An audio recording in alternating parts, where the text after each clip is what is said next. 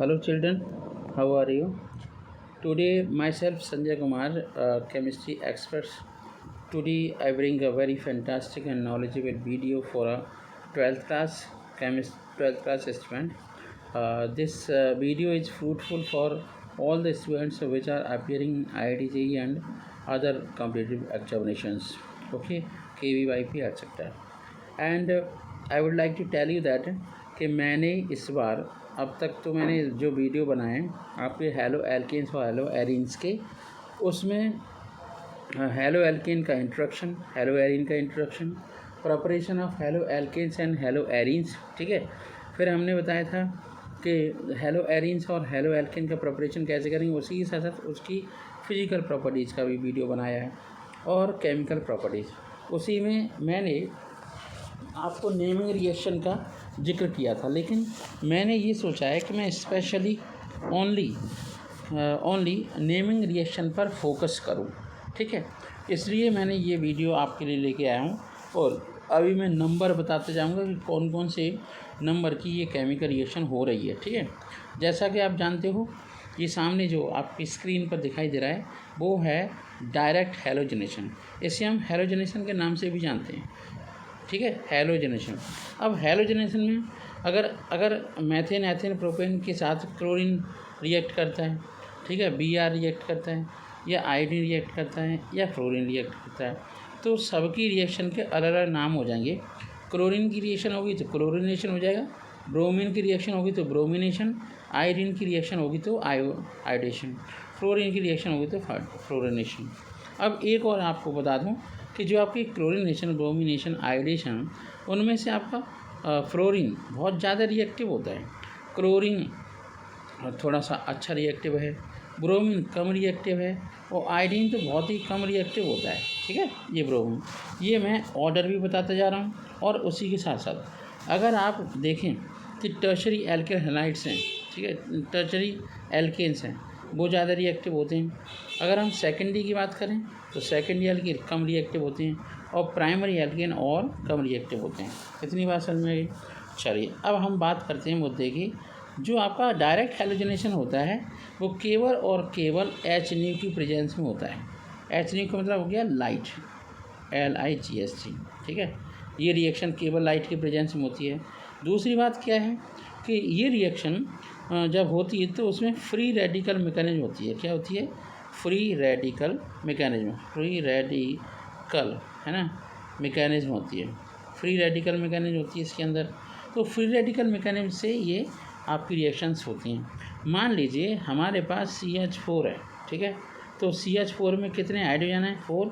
तो 4 स्टेप के अंदर 1 2 3 और 4, इन 4 स्टेप के अंदर एक एक करके ये हाइड्रोजन सब्स्टिट्यूट होता चला जाएगा और फर्स्ट पार्ट में बनेगा CH3 CH3Cl, फिर बनेगा CH2Cl2, ठीक है, फिर बनेगा CHCl3 और लास्ट में बनेगा CCl4, जो एक सॉल्वेंट की तरह बिहेव करता है, जो सॉल्वेंट की तरह बिहेव कर रहा है।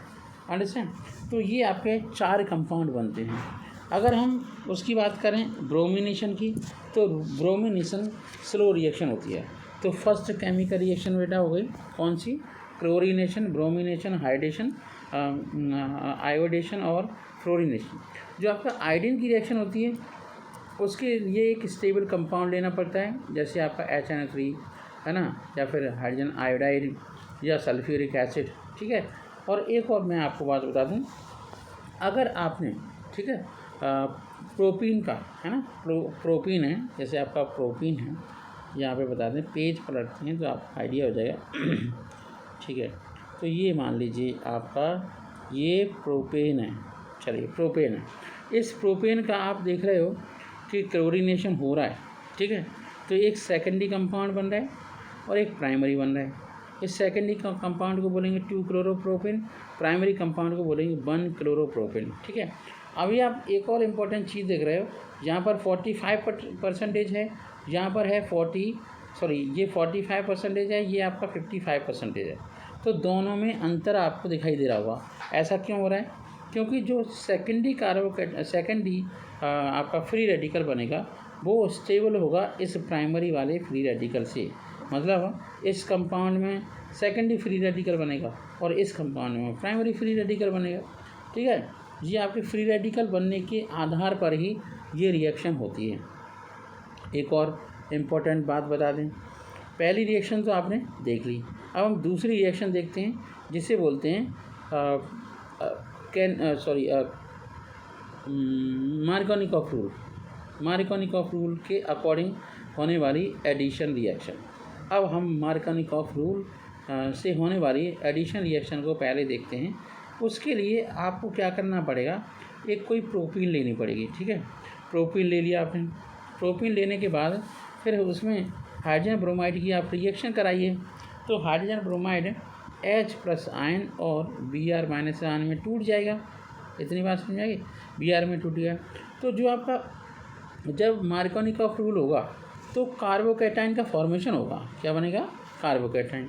तो जैसा कि आप देख रहे हो ये आपका प्रोपीन है, ठीक है, और ये यहाँ पर कार्बोकैटायन बन जाएगा सिंगल बॉन्ड CH2, यहाँ पर नेगेटिव चार्ज आ जाएगा तो इसके ऊपर अटैक करेगा H+ आयन और C जो प्लस है ना, सेकेंडरी कार्बोकैटायन वाला पोर्शन है, इसमें आपका Br अटैक कर जाएगा तो बन जाएगा सेकेंडरी टाइप का एल्किल हैलाइड जिसे हम बोलते हैं 2-ब्रोमोप्रोपेन। अंडरस्टैंड। तो अगर प्रोपीन के साथ HBr रिएक्ट करता है ना, मार्कोनिकॉफ रूल हो रहा होता है, तो इसे हम अनसिमेट्रिकल एल्कीन के नाम से भी जानते हैं। तो अनसिमेट्रिकल एल्कीन में एडिशन रिएक्शन मार्कोनिकॉफ रूल को फॉलो करती है। तो ये दूसरे पॉइंट हो गया। दूसरा पॉइंट हो गया, इसे हम इलेक्ट्रोफिलिक एडिशन के नाम से भी जानते हैं। क्या बोलते हैं, इलेक्ट्रोफिलिक एडिशन। ठीक है, अब हम बात करते हैं इसके दूसरे पहलू की। यही मार्कोनिकॉफ और एंटी मार्कोनिकॉफ रूल का पहला बारा सेकंड नेमिंग रिएक्शन है। पहली नेमिंग रिएक्शन हमने हैलोजनेशन पढ़ ली है।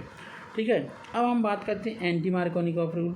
एंटी का मतलब ये हुआ, ये एंटी का मतलब ये नहीं हुआ कि मतलब इसका विरोधी। विरोधी का मतलब यहाँ पे कुछ और है। मतलब जब आपने एल्कीन ली, मान लीजिए आपने एल्कीन ली CH3 single bond C double bond CH2 ये लिया, तो अब आपका HBr है। ठीक है, तो इस HBr को और इसके डबल बॉन्ड को, ये जो हम परऑक्साइड ले रहे हैं, क्या ले रहे हैं, परऑक्साइड, ये आपका बेंजॉइल परऑक्साइड है, इसे हम बेंजॉइल परऑक्साइड के नाम से जानते हैं। C6H5COO C6H5, इसे हम बेंजॉइल परऑक्साइड के नाम से जानते हैं। और ये आपके मार्कोनिकॉफ के एंटी एक साइंटिस्ट से जिन्होंने एंटी मार्कोनिकॉफ रूल दिया था, उससे बनता क्या है, वो ये कहते हैं कि जब एंटी मार्कोनिकॉफ रूल लगेगा तो जो आपका Br- आयन है ना, Br फ्री रेडिकल है, ये उस कार्बन पर जाएगा जहाँ पर हाइड्रोजन की संख्या ज़्यादा है। तो अगर हम प्रोपीन की बात करें तो प्रोपीन में कहाँ पर हाइड्रोजन की संख्या ज़्यादा है, ये आपका ये रहा, तो यहाँ पर Br अटैक करेगा। तो एक बात समझो, जिस केस में मतलब प्रोपीन है ना प्राइमरी एल्किल हैलाइड दे रहा है परऑक्साइड के प्रेजेंस में, उसे हम एंटी मार्कोनिकॉफ रूल कहते हैं। ठीक है, और जो आपका सेकेंडरी एल्किल हैलाइड दे रहा है और परऑक्साइड वहाँ पे बिल्कुल भी नहीं होता, तो उसे कहते हैं मार्कोनिकॉफ रूल। ठीक है, तो अब बच्चों ये देख करके ये बताइए किसमें मार्कोनिकॉफ रूल हो रहा है या एंटी मार्कोनिकॉफ रूल। तो मार्कोनिकॉफ रूल हो रहा है, इसे हम MR भी लिख सकते हैं। इतनी बात क्लियर हो गई। चलिए अब हम दूसरा देखते हैं। मान लीजिए आपके पास प्रोपाइन है, हमारे पास प्रोपाइन है, देख लीजिए प्रोपाइन है, तो इसमें HCl रिएक्ट कर रहा है। तो पहले तो आपका 2-क्लोरोप्रोपीन बन जाएगा, 2-क्लोरोप्रोपीन, यहाँ पर मार्कोनिकॉफ रूल लग रहा है। फिर HCl की रिएक्शन कराएंगे तो 2,2 डाइक्लोरोप्रोपेन बन जाएगा। ये भी मार्कोनिकॉफ रूल को फॉलो कर रहा है। अब नेक्स्ट रिएक्शन को अगर हम देखें तो एक और सबसे इम्पोर्टेंट बात बता दूं कि जब भी मार्कोनिकॉफ रूल होता है तो HBr HCl के साथ एडिशन रिएक्शन हो सकती है। और जब एंटी मार्कोनिकॉफ रूल होता है तो केवल HBr को हम एज एडिशन रिएक्शन के लिए हम तैयार कर सकते हैं, कंपाउंड बना सकते हैं। तो ब्रोमीन का डेरिवेटिव बनता है। ठीक है, इतनी बात क्लियर हो गई, इतना ही काफ़ी है। हम नेक्स्ट पेज पर आते हैं। तो नेक्स्ट पेज पर जब हम आए तो यहाँ पर भी आपका परऑक्साइड डला हुआ है, यहाँ पर इस कंपाउंड के अंदर, इसे हम 2-मिथाइल साइक्लोहेक्सीन है या है ना, 2 मिथाइल साइक्लोहेक्सिन इसे बोला जाएगा। चलिए, तो इसमें HBr जब हम डालेंगे तो परऑक्साइड के प्रेजेंस में ये आपका ब्रोमो बनेगा। ठीक है, ब्रोमो बन गया। चलिए आगे आगे बढ़ते हैं। अब यहाँ पे शिफ्ट भी बताई गई है। शिफ्ट को थोड़ा सा ही समझ लेते हैं, ज़्यादा नहीं है, कि स्टेबल कार्बोकेटाइन के बनने के लिए जब मिथाइल इथाइल प्रोपाइल या हाइड्रोजन अपने पर्टिकुलर कार्बन से कहीं जाता है तो उसे हम शिफ्ट कहते हैं। तो यहाँ पे हाइड्राइड शिफ्ट होती है। क्या होती है? Hydride shift. अब हम बात करेंगे नेक्स्ट नेमिंग रिएक्शन की, जिसे हम अलाइलिक सब्स्टिट्यूशन कहते हैं। तो 2 रिएक्शन हो गई हैं, हैलोजनेशन और आपका मार्कोनी-कॉफ रूल। अब दूसरा है अलाइलिक सब्स्टिट्यूशन। अलाइलिक सब्स्टिट्यूशन के लिए सबसे इम्पोर्टेंट बात है, हमें चाहिए प्रोपीन।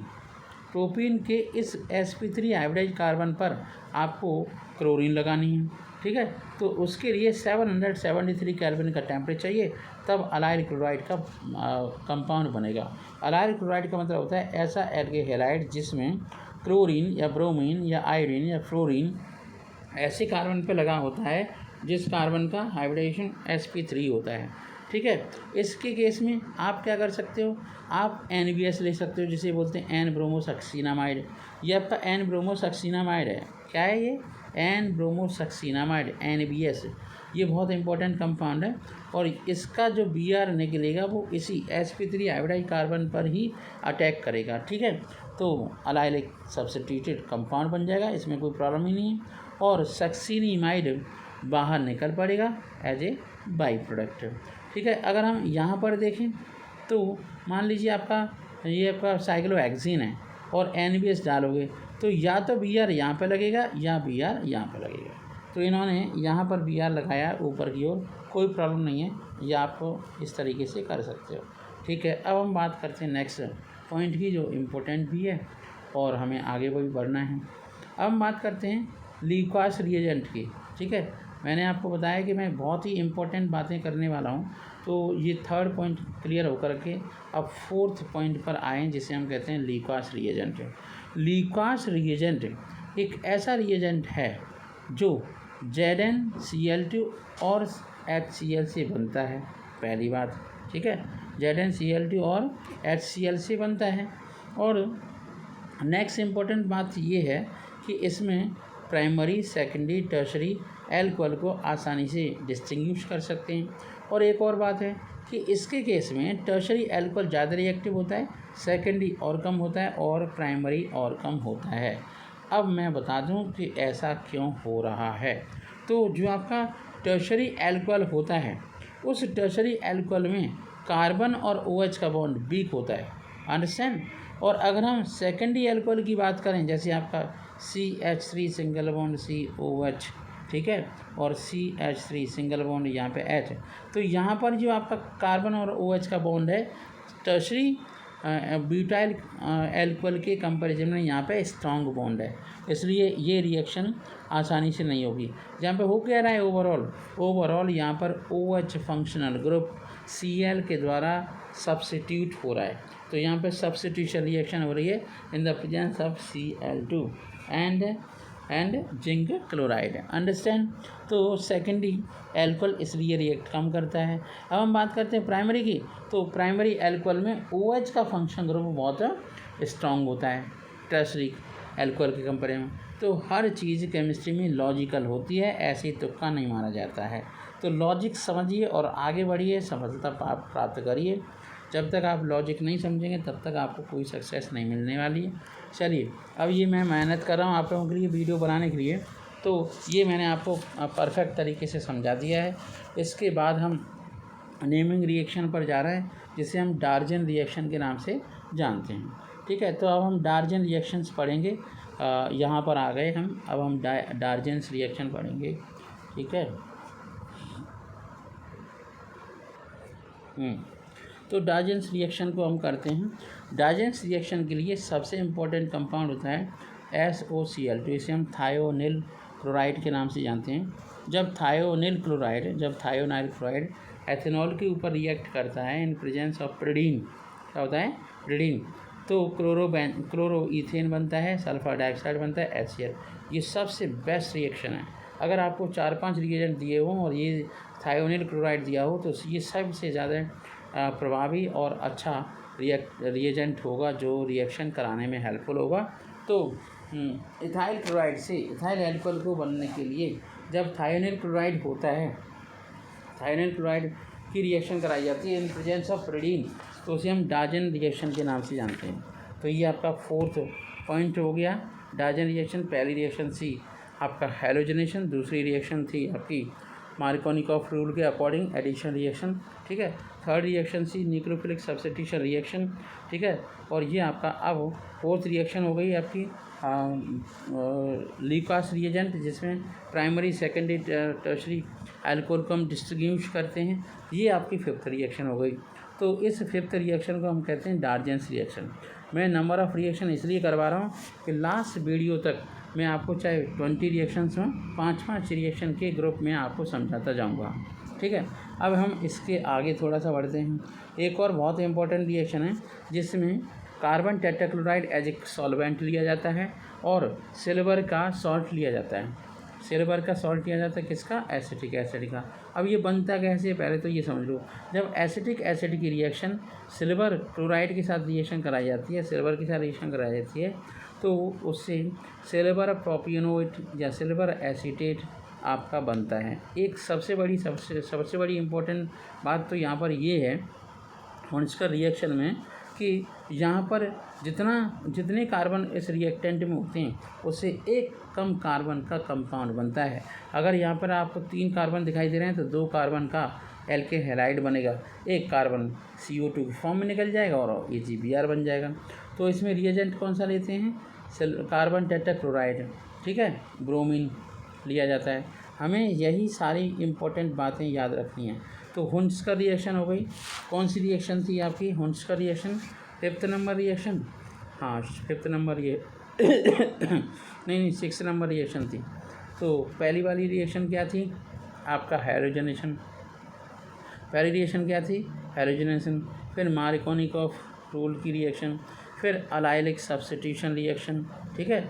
अलाइलिक सब्स्टिट्यूशन रिएक्शन के बाद ल्यूकास टेस्ट जो था, है ना, ZnCl2 और Cl2 और आपका Cl2, है ना।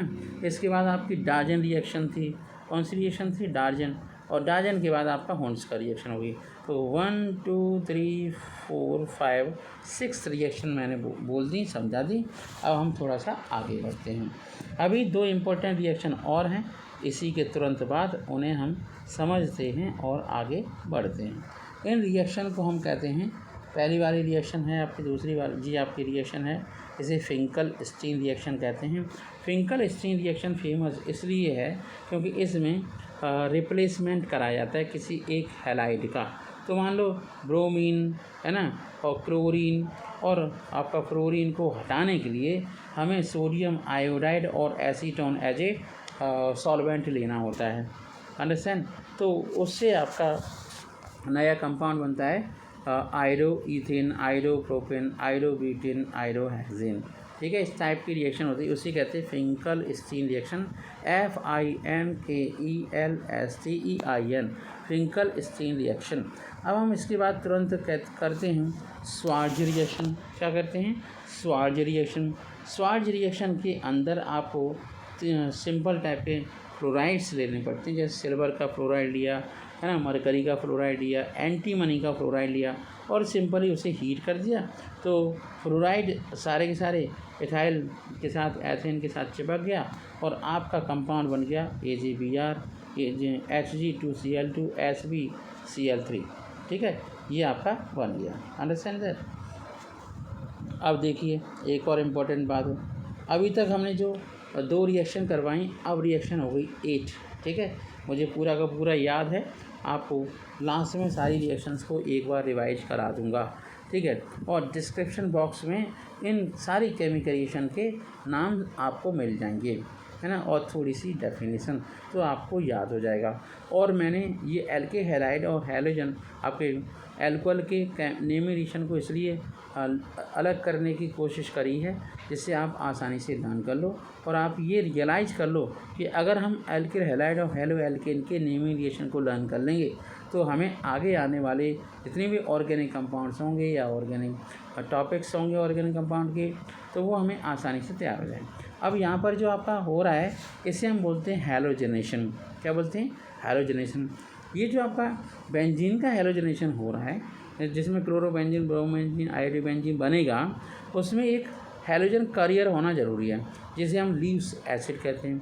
उसमें से जो आपके लीव्स एसिड होते हैं वो आपके एनहाइड्रस AlCl3 और FeCl3 होता है जो लीव्स एसिड की तरह वर्क करता है या फंक्शन करता है। ठीक है, तो जब बेंजीन क्लोरीन के साथ रिएक्शन करता है तो क्लोरोबेंजीन बनता है। क्या बनता है? क्लोरोबेंजीन। ठीक है, और जब ये आपका बेंजीन ब्रोमीन के साथ रिएक्शन करता है तो ब्रोमोबेंजीन बनता है। ठीक है, ये आपकी रिएक्शंस होती हैं। अगर हमने मोनो सब्स्टिट्यूटेड एरेन को ले लिया, मान लीजिए क्लोरोबेंजीन ले लिया, तो क्लोरोबेंजीन ऑर्थो पैरा है ना, डायरेक्टिंग ग्रुप बताता है। ये आपका ऑर्थो होता है, ये पैरा होता है 1,4 पे। तो दो टाइप के कंपाउंड बनते हैं, एक ऑर्थो डाइक्लोरोबेंजीन का डेरिवेटिव बनेगा, एक पैरा। ये वाला स्टेबल इसलिए होता है कि ये आपका 1,4 पर क्लोरोबेंजीन आपकी स्टेबल होती है। Understand that. इसके बाद जब हम इम्पोर्टेंट चीज़ें देखेंगे वो इस तरीके से हैं कि यहीं पर हम देख लेते हैं। अगर हमें किसी बेंजीन के अंदर जो आपकी साइड चेन है, जैसे इथाइल बेंजीन है, टॉल्यूइन है ना, तो उसमें आपके हाइड्रोजन हटा करके FCl लगाना है, तो क्या करो आप HNO की प्रेजेंस में क्लोरीन, ब्रोमीन, आयोडीन की रिएक्शन करा दो, तो आपका benzyl chloride, benzal chloride, benzo chloride आपका बन जाएगा। 3 टाइप के कंपाउंड है, 3 हाइड्रोजन है तो 3 ही टाइप के कंपाउंड बनेंगे अभी सर। ठीक है, तो ये आपका ये कंपाउंड आपके बन जाएंगे। ये आपको अच्छे से दिख रहे हैं? अच्छा, जैसे CH2Cl है तो CHCl2 बन जाएगा, CCl3 बन जाएगा। इस तरीके से ये 3 स्टेप में होगा, एक बार में बिल्कुल भी नहीं होगी। ठीक है, तो ये साइड चेन का सब्स्टिट्यूशन होगा। और क्लोरोबेंजीन, ब्रोमोबेंजीन, आयोडोबेंजीन, हैलोजनेशन हमने समझ लिया। 2 रिएक्शन ये हो गई और 2 वो, और 6 अब तक 10 रिएक्शन हो चुकी हैं। ठीक है, अब हम 10 और आपको 3 रिएक्शन और तुरंत बता रहा हूँ जिन्हें कहते हैं सैंडमियर रिएक्शन, गटरमान रिएक्शन और बाल्शमिन रिएक्शन। तो हमने क्या किया है, गटरमान और बाल्शमिन रिएक्शन को समझाने के लिए हमने सबसे पहले ये समझाने की कोशिश कर रहा हूँ कि सैंडमियर रिएक्शन पहले समझ लो। तो सैंडमियर रिएक्शन के लिए हमें एक इम्पॉर्टेंट कच्चा माल लेना पड़ता है जिसे बोलते हैं हम बेंजीन डाइज़ोनियम क्लोराइड। इस बेंजीन डाइज़ोनियम क्लोराइड को बनाने के लिए हमें पहले बेंजीन का नाइट्रेशन कराना पड़ता है। ये आपकी बेंजीन है, इससे बनेगा आपका NO2 बेंजीन पर लग जाएगा। इसका रिडक्शन करा देंगे तो बेंजीन से एनिलीन बन जाएगी। क्या बन जाएगी? एनिलीन। NH2 बेंजीन पे लग जाएगा। इस एनिलीन का डाई एजोटाइजेशन करा दो। क्या करा दो? डाई एजोटाइजेशन, तो बन जाएगा बेंजीन डाइज़ोनियम क्लोराइड। इस चीज़ को अच्छे से समझिए। ठीक है, पहले ही मैं आपको समझा चुका हूँ। जब तक आप बेंजीन डाइज़ोनियम क्लोराइड नहीं बनाएंगे तब तक आप इस रिएक्शन को अच्छे से नहीं समझ सकते। ठीक है, तो ये मैंने आपको इसलिए छोटा कर दिया जिससे आप देख सकें एक बार में। तो क्या हुआ, सैंडमियर रिएक्शन की एक स्पेशल है ना प्रॉपर्टी ये है कि उसमें Cu2Cl2 लेना पड़ता है, या Cu2Br2 लेना पड़ता है, या फिर पोटेशियम आयोडाइड लेना पड़ता है, तभी बेंजीन डाइज़ोनियम क्लोराइड से आपका क्लोरोबेंजीन, ब्रोमोबेंजीन और आयोडोबेंजीन बनता है। ये तो हो गई आपकी सैंडमियर रिएक्शन। अब हम गटरमान की कहते हैं। तो गटरमान के लिए, गटर का मतलब ये होगा नाले के अंदर आप कॉपर डाल दो, तो मतलब गटरमान रिएक्शन के अंदर हमेशा हमें कॉपर डालनी है। और सैंडमियर रिएक्शन में आपका Cu2Cl2, Cu2Br2, Cu2I2 या पोटेशियम आयोडाइड लेना पड़ेगा। तो ये आपका गटरमान रिएक्शन और आपका सैंडमियर रिएक्शन के अंदर बहुत बड़ा मेजर डिफरेंस है। अब हमने ये सब तो बना लिया, काम बन गया, क्लोरो बन गया, ब्रोमो बन गया, आयोडो बन गया, लेकिन फ्लोरीन कैसे बनाएं? तो फ्लोरीन को बनाने के लिए, मतलब फ्लोरोबेंजीन को बनाने के लिए स्पेशल केमिकल रिएक्शन है जिसे हम बाल्शमिन रिएक्शन के नाम से जानते हैं। BALZ SCHIEMANN, ठीक है, बार-शेमन रिएक्शन इसे बोलते हैं। इसमें फ्लोरोबोरिक एसिड लिया जाता है। फ्लोरोबोरिक एसिड जब बेंजीन डाइजोनियम क्लोराइड के साथ रिएक्ट करता है, बेंजीन डाइजोनियम क्लोराइड के साथ रिएक्ट करता है तो आपका बनता है क्या, बेंजीन डाइजोनियम, है ना, फ्लोरोबोरेट सही है, तो ये बनता है। अब इसे हीट कर देते हैं तो आपका बन जाता है फ्लोरोबेंजीन, ठीक है। बाकी की हमें किसी भी चीज़ से कोई मतलब नहीं है। अब हम सीधा सीधा मूवमेंट कर रहे हैं, आगे चल रहे हैं और आपको बता रहे हैं इंपॉर्टेंट चीज़ जिसे बोलते हैं SN1 रिएक्शन। अब हम SN1 रिएक्शन पे आते हैं। तो जब हम SN1 रिएक्शन पे आना चाह रहे हैं तो SN1 रिएक्शन के लिए हमें नेक्स्ट पेज को देखना पड़ेगा। आ गए हम SN1 रिएक्शन के लिए, जिसे हम न्यूक्लियोफिलिक सब्स्टिट्यूशन रिएक्शन कहते हैं। अब ये न्यूक्लियोफिलिक का मतलब है Br माइनस आयन और OH minus ion both are nucleophile. Br weak nucleophile है, OH minus ion strong nucleophile है, इसलिए ये रिएक्शन हो रही है। ओवरऑल हम सिंपल भाषा में ऐसे कहते हैं, जब आपके एल्किल हैलाइड, है ना, सोडियम हाइड्रोक्साइड के साथ उसके एक्वा सॉल्यूशन के साथ रिएक्शन करता है तो उससे आपका FCl-Bri हट जाता है और OH माइनस आयन आ जाता है, तो आपका बन जाता है नया कंपाउंड एल्कोहल। क्या बन जाता है? एल्कोहल। तो एल्किल हैलाइड से एल्कोहल बनाने के रिएक्शन को हम न्यूक्लियोफिलिक सब्स्टिट्यूशन रिएक्शन कहते हैं। ये न्यूक्लियोफिलिक सब्स्टिट्यूशन रिएक्शन दो टाइप की होती है। SN1 रिएक्शन जिसे हम कहते हैं यूनिमोलिकुलर न्यूक्लियोफिलिक सब्स्टिट्यूशन रिएक्शन। इस रिएक्शन के अंदर दो स्टेप आपको अच्छे से समझने हैं। एक स्टेप ये है कि कार्बोकैटायन का फॉर्मेशन होगा, तो आपका कार्बोकैटायन फॉर्मेशन हो गया।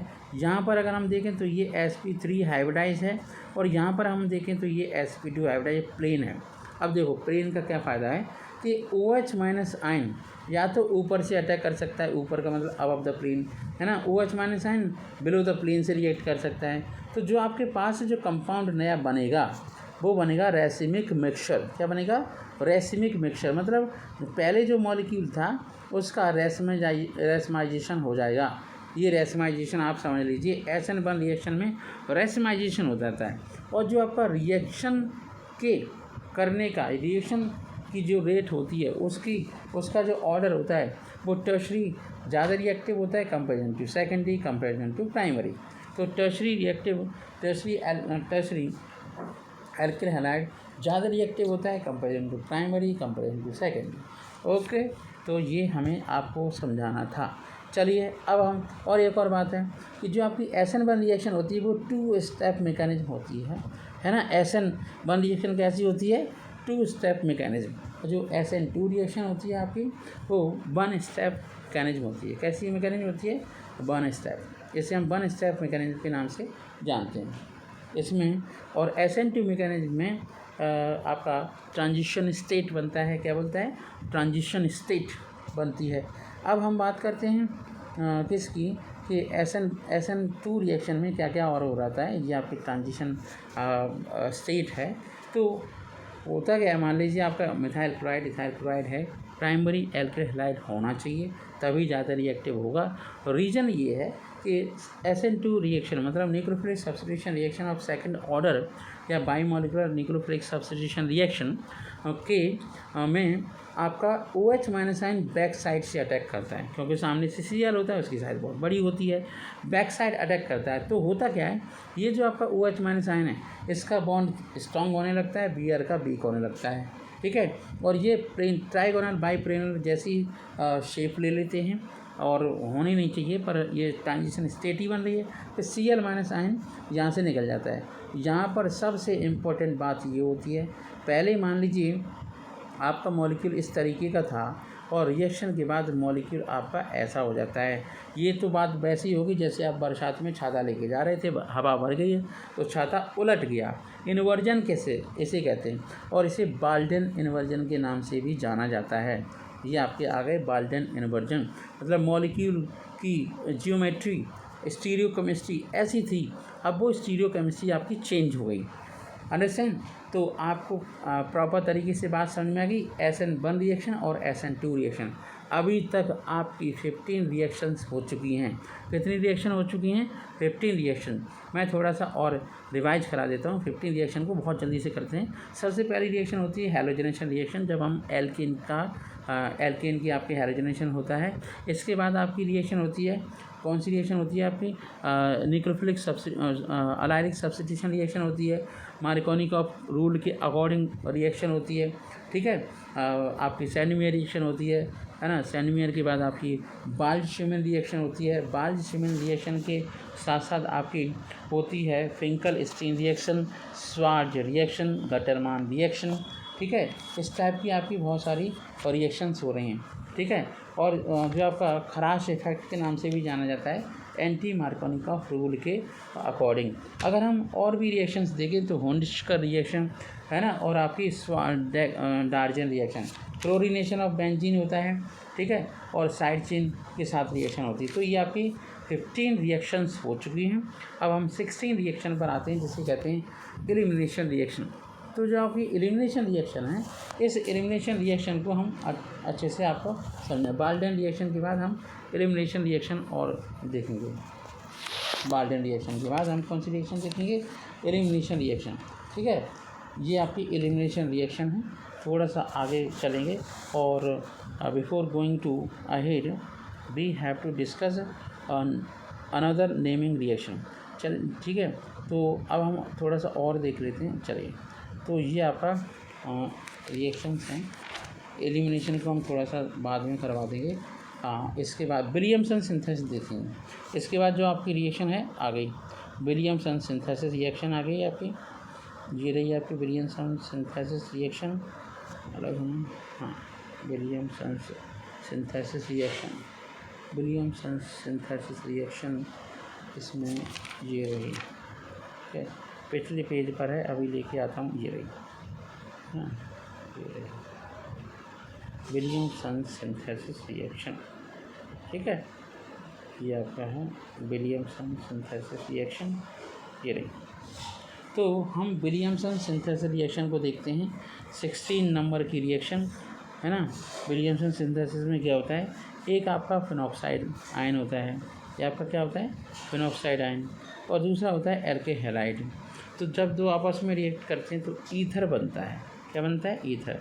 इस रिएक्शन को हम विलियमसन सिंथेसिस के नाम से जानते हैं। और रिएक्शन की नमूना ये रहा, ठीक है। ये आपकी रिएक्शन है। तो यहाँ पर आप देख रहे हो एल्के हैलाइड है, ठीक है, Ag2 है, इससे भी रिएक्शन हो रही है। और आपका सोडियम मेथॉक्साइड है, ये आपकी रिएक्शन हो रही है। तो ये 16 नंबर की रिएक्शन है। इसके बाद जो रिएक्शन होगी वो होगी आपकी मैंडियस रिएक्शन। क्या होगी? आपकी मैंडियस रिएक्शन होगी इसके बाद, ठीक है। तो ये आपकी मैंडियस रिएक्शन ये रही, यही रही मैंडियस रिएक्शन। मैंडियस और स्टीफन को एक साथ कर लेते हैं, जिससे आपको दिक्कत नहीं आएगी। चलिए अब हम बात करते हैं। तो जब हमने एल्के हैलाइड पर KCN की रिएक्शन करवाई तो उससे एल्काइल साइनाइड बन गया। उसका रिडक्शन हमने करवाया सोडियम और इथाइल अल्कोहल की प्रेजेंस में, इसलिए हम इस टाइप की रिएक्शन को, प्राइमरी अमीन बनती है तो इस टाइप की रिएक्शन को हम मैंडियस रिएक्शन कहते हैं। जो आपकी स्टीफेंस रिएक्शन होती है उसमें जो आपका एल्काइल साइनाइड होता है उससे आपका बनता है आपका एल्डिहाइड। क्या बनता है? एल्डिहाइड। इसलिए हम इसे स्टीफन रिएक्शन के नाम से भी जानते हैं। तो ये आपकी अब हो गई 17th रिएक्शन। स्टीफन रिएक्शन के बाद आपकी रिएक्शन का नंबर हो गया 17 रिएक्शन, ठीक है। इसके बाद 18 रिएक्शन पर भी हम ध्यान देते हैं, इसे कहते हैं हॉफमैन ब्रोमाइड अमोनोलाइसिस या हॉफमैन अमोनोलाइसिस। ये रही आपकी हॉफमैन अमोनोलाइसिस। क्या हम बोलेंगे? Hofmann ammonolysis. इसे क्या बोलेंगे? हॉफमैन अमोनोलाइसिस, ठीक है। तो ये आपका हॉफमैन अमोनोलाइसिस है। थोड़ा सा इधर का उधर हो जाता है, ये हॉफमैन अमोनोलाइसिस। और आगे चलते हैं, गड़बड़ हो जाती है। हाँ, यही है आपका हॉफमैन अमोनोलाइसिस, ठीक। ये रिएक्शन आपकी हॉफमैन अमोनोलाइसिस है, ठीक है। हॉफमैन अमोनोलाइसिस में हो गया रहा है कि मान लीजिए आपके पास आपका एल्किल हैलाइड है और NH3 के साथ रिएक्शन करा दी। तो हर एक स्टेप में पहले तो आपका प्राइमरी अमीन बनेगा, फिर सेकेंडरी अमीन बनेगा, फिर टर्शरी। वो कह रहा है कि आपने जो एल्किल हैलाइड ले रखा है उसे हम और बढ़ाते चले जा रहे हैं और अमोनिया का जो हाइड्रोजन है वो रिप्लेस होता चला जा रहा है, इसलिए हम उसे हॉफमैन अमोनोलाइसिस कहते हैं। इसमें टर्शरी है ना, tertiary ethyl ammonium bromide quaternary salt का फॉर्मेशन होता है। ठीक है, तो अब तक की ये रिएक्शन आपको मुझे लगता है आपने नोट कर ली होंगी, और जब भी मेरा वीडियो देखें तो आप कॉपी लेके बैठें और आपको बहुत ज़्यादा बेनिफिट्स होने वाले हैं। कॉपी लेके बैठेंगे तो कॉपी पेन से होता क्या है, आप नोट कर लेंगे और मैं आपको समझाते जा रहा हूँ, आप उसे नोट कर लेंगे, बढ़िया तरीके से आपको समझ में आ जाएगा। ठीक है, ये आप करते रहिए और आप अपनी एग्ज़ामिनेशन की तैयारी करते रहिए, और कोई ऑप्शन है नहीं बच्चों इसके अलावा, इसलिए जितना हो सके उतना अच्छे से समझते रहिए। ठीक है, तो अब हम बात करते हैं एलिमिनेशन रिएक्शन की। मैं पहले से चला रहा था, एलिमिनेशन रिएक्शन बहुत ज़रूरी है, इसमें डिहाइड्रोहैलोजनेशन भी हो सकता है, देख रहे हो। तो एलिमिनेशन रिएक्शन आपकी इवन रिएक्शन और E2 रिएक्शन होती है। इवन रिएक्शन के सारे स्टेप्स चेक कर लेते हैं। सबसे पहले इवन रिएक्शन के अंदर होगा क्या, इवन रिएक्शन के अंदर क्या होगा,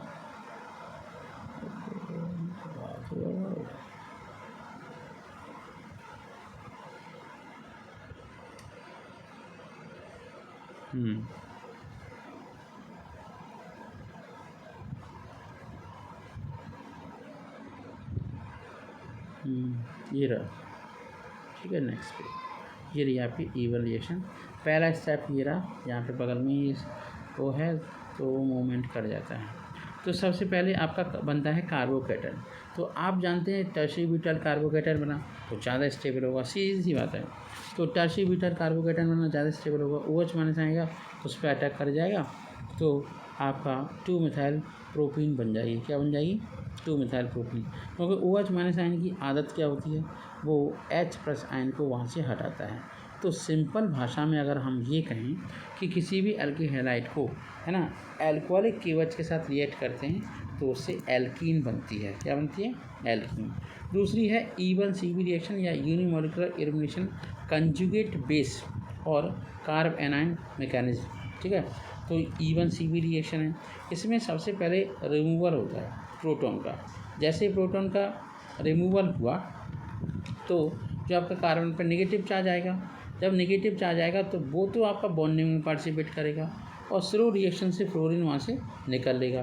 तो फ्लोरीन जब भी जाएगा अपनी पर्टिकुलर जगह से, मान लो यहाँ से जा रहा है ना, तो वो आपका इलेक्ट्रॉन लेके जाएगा, वहाँ पर पॉजिटिव चार्ज क्रिएट हो जाएगा, इस कारण पे आपका नेगेटिव चार्ज है। तो दोनों पॉजिटिव चार्ज और नेगेटिव चार्ज आपस में मिल करके केमिकल बॉन्ड बना लेंगे, जिससे हम आपका को सिंगल डबल कोवैलेंट बॉन्ड के नाम से जानते हैं। अगर हम E2 रिएक्शन की बात करें तो इसमें ट्रांजिशन स्टेट बनती है और आपका हो जाता है क्या, आपका एथीन का फॉर्मेशन हो जाता है।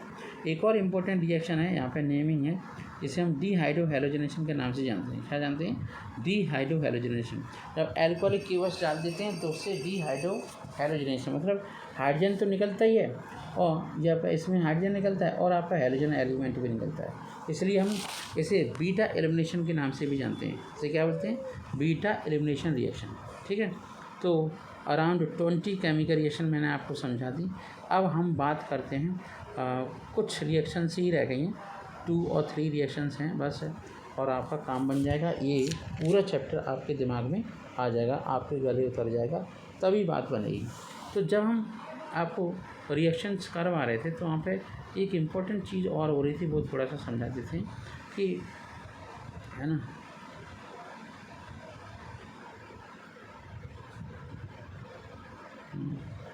ठीक है। तो यहाँ पे एक रूल होता है जिसे हम कहते हैं सैडजाफ रूल।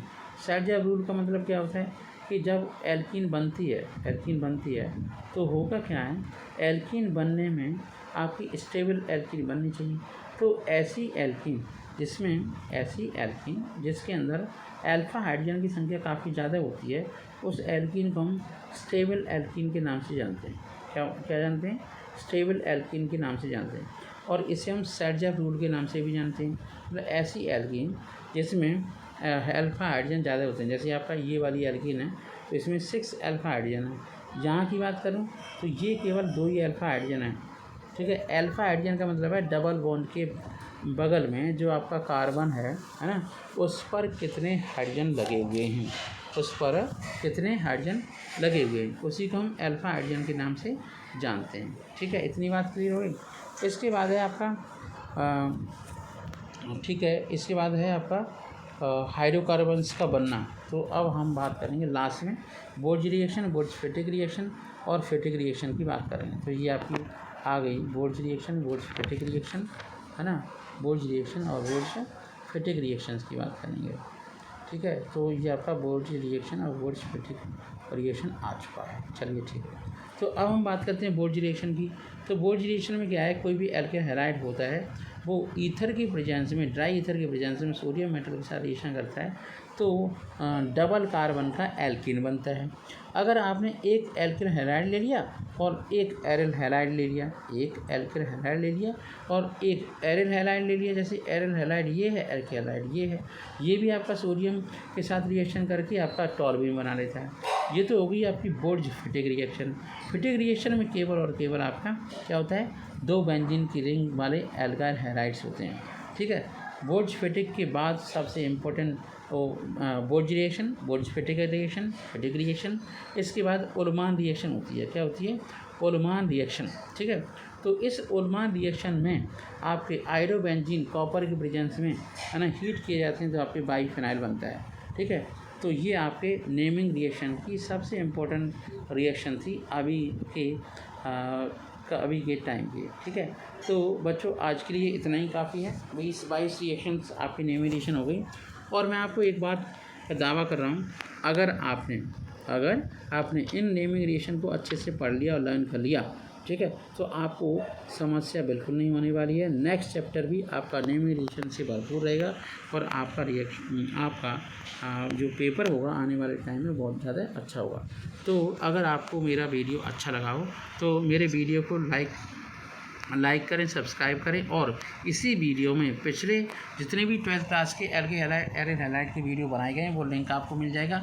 नेमिंग रिएक्शन के जितनी भी बताई गई हैं उनके नाम सारे के सारे मिल जाएंगे, जिससे आप रिवाइज बार बार कर सकते हैं। इस वीडियो को बहुत अच्छे से आप समझें और ऑप्शनल क्वेश्चन बनाने की कोशिश करें। नेक्स्ट वीडियो में आपको optional question as well as stereochemistry of एल्के हैलाइड, एरिल हैलाइड आपको देखने को मिलेगी। तो एक बार फिर रिक्वेस्ट करूँगा कि आप मेरे वीडियो को लाइक करें, सब्सक्राइब करें और अपने दोस्तों को शेयर ज़रूर करें। Thank you so much, have a nice day.